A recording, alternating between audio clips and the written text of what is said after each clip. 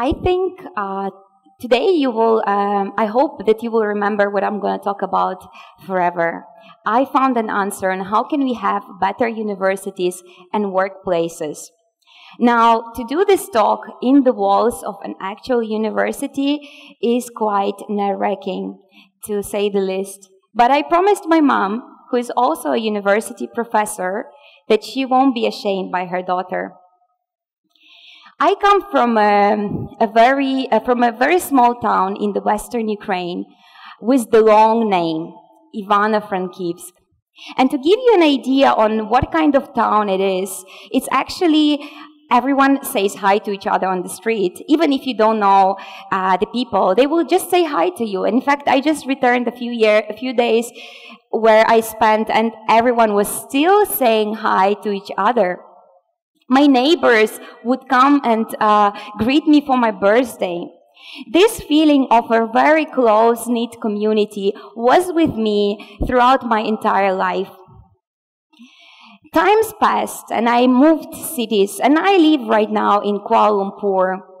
And honestly, to be very honest with you, the feeling of community diminished and became smaller. And it's no wonder, because the most recent research on the cities, on especially big cities, confirms that the idea of home becomes less permanent and more transient. We no longer think of our homes as self-expression. We look for this feeling somewhere else. Maybe it's our university, like we are all here today, or maybe this are our workplaces. They say that in the past, the jobs were about the muscles. Right now, they're about the brains. In the future, they will be about the hearts. And because this has been said by the director of the London School of Economics, it gives me a lot of hope that we are on the right path to reach that. If you visit any of the bookstore in KL, you will see that every second book on relationship is about belonging, loneliness, empathy. The social connection is the #1 solve for the trauma, for the pain, for the hurt that we experience. Yet, our universities don't talk about love. They don't talk about belonging. They don't talk about empathy. Instead, they teach us to be perfect, to reach high scores, to be the best, and at the end, to land the perfect career. Today, I believe we all have the right and the opportunity to change it. And maybe it's going to be that we will have to celebrate on the same level as we are celebrating high performance and achievements and innovation. We should be celebrating love, caring, and empathy. The same as we are celebrating the high achievers, we should be celebrating the healthy teams. Business shouldn't be a zero-sum game. It should be a community-sum game. And I believe, and it's been already my mission for so many years, to make sure that people are the same at their workplaces as they are at their homes. In fact, they would bring their hearts to whenever they are, or maybe any other institutions. I became fascinated by the work of this man. Does anyone know who he is? No one knows. And this is, the name of this man is Martin Novak. He is the famous biologist and evolutionist. All his life, he dedicated to studying on what is actually causing the evolution. Is the fact that we've been told that only the strongest survive, is it true? He manages to confirm that not only the strongest are the driving force of the evolution, and not mutation as well. In his study, he confirms that cooperation is the driving force of the evolution. In his words, as he says, the nicest guy finished first. This also causes me to think about my own story. Because I'm standing here today, is actually a hard work, as I think and as I find, of a generation of a Ukrainian family who survived many hard things. In fact, just 2 generations ago, there was a World War II in Ukraine, and there was the most horrible famine that we could experience. Yet, my family managed to survive it and actually appeared to be quite well after that. And when I asked my grandma, what is that helped them? What is the reason? In her words, she calls it the help and support and the love of her friends, family, neighbors. Or in other words, it's cooperation. So me, being a true HR professional, and I like to create different guides, I take her words, I take her advice and turn it into Playbook, the one that I want to share with you all today. And the first page of this Playbook will be trust. Spending my summer holidays with my grandma in my village, I noticed that people don't close the doors to their houses. And it was a very common thing for me until I realized recently that people have such a big level of trust that they never close their houses. So whenever, if you need maybe an instrument that you don't have and you want to borrow it from your neighbor, you can walk in, borrow it, and return it. Or maybe you don't have an ingredient to your soup. You can go to your neighbor's house, pick it, use it, and return it back again. That's how they live. The feeling of trust in that community is so overwhelming that you even stop noticing it.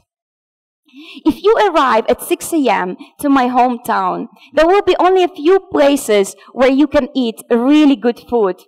And one of them is called Urban Space. Well, besides having a good food, it's well known to the fact that it was started by 1,000 active citizens who each collected $1,000 and created and built a public restaurant. And now 80% of its profit goes into community back, be it educational, musical, arts, educational, or any other projects that the community thinks the city needs at this point of time. This idea became very, very popular to the point that it's now being opening in Germany, in US, it's also now in the capital. Trust is something that requires a lot of vulnerability from all of us. It requires vulnerability from the organizations. It also requires vulnerability and permission and responsibility from all of us. I would like us to experience today the trust by doing this little experiment. I would like each of you to take a phone out of your pocket. Can I have my phone, please? Take your phone, take out of your pocket, unlock it, and pass it to the person on your left.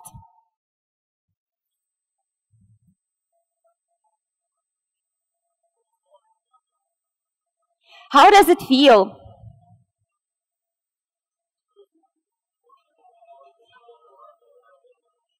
It feels strange, right? Someone is holding the most precious data, all your SMS, all your WhatsApp messages, your notes are there, right?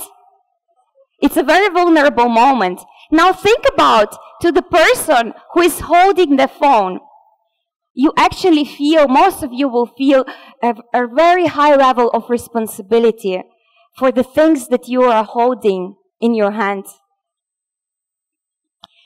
I believe that the trust became such an important currency nowadays that it drives economy. Think of Airbnb. Think of Airbnb and how they built their business model. Okay, you can now return back. I feel that it's very, very awkward, but you did it. That's great. But think about Airbnb.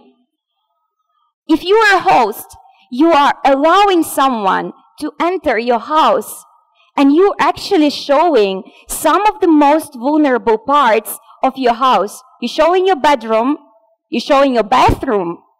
Think about it. And you're okay with that. And someone is entering your space and living there. This is the level of trust that is actually driving right now our world and our economy. And we all should be celebrating that. This moves me to the second page of the playbook, and that is rich culture and traditions.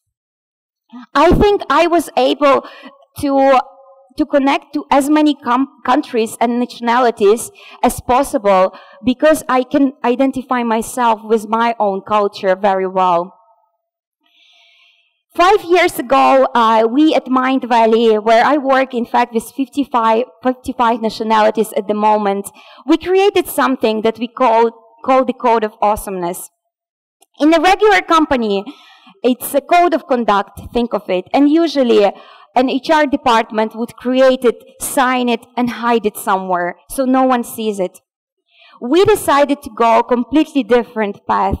It's not only was co-created by the team, entire team contributed to each line here. It also used everywhere. It's public. Everyone can question it. Everyone can rewrite it. In fact, when the time has come to rewrite it again, we saw people coming to us and crying and saying, please don't change it. So I urge you today to ask in your organizations, how do you operate? How do you define your culture? What are the rules that you've created that are so well known and written and passed through the generations? I was lucky to be a part of this organization called ISEC for many years, and it's such a unique organization in its own way. It already exists for around 80 years. And the interesting thing about them is that every year it changes leadership on every level, international, national, local. Can you imagine any organization that changes their managers every year? I didn't meet any such before I met ISEC, and they do change it. And they're able to do it only because they have a very strong culture and rituals that are passed through generations over and over again. Culture matters because you will come back to it when times are tough and there are good times. And rituals will be something that will make the community to come back to it over and over again. This leads me to the third and final page of the playbook, and that is capitalism is a teamwork. When the Soviet Union collapsed in 1989, my family's finances collapsed with it. I remember the times when there was no electricity because we didn't have money to pay for the electricity. And we would be sitting in the kitchen, 4 of us, my sister, me, and my parents. And the only luxury that we would be sharing would be a piece of dark of chocolate that we would be didn't want to finish because it was the only luxurious thing that we would eat at that day. But there were so many stories. There were so many connections made on those most difficult times. But with the help of my neighbors and friends and family, my family managed again, same as my grandma, they managed to come well off and crushed these hard times. If you were in trouble, would your company come to support you? Think of it. If you were in trouble, do you know that your company would come and support you in those difficult times? And would you do the same if you were in trouble? Would you do the same for your company or for your university? For the employees of the company LinkedIn Electric, the answer is absolute yes. For already 70 years of its existence, it has never laid off any single employee.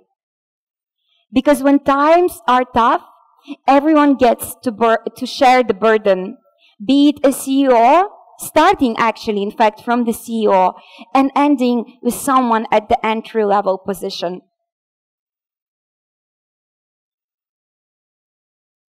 We must think of the community as the way to experience the teamwork that we might not experience in our universities or workplaces.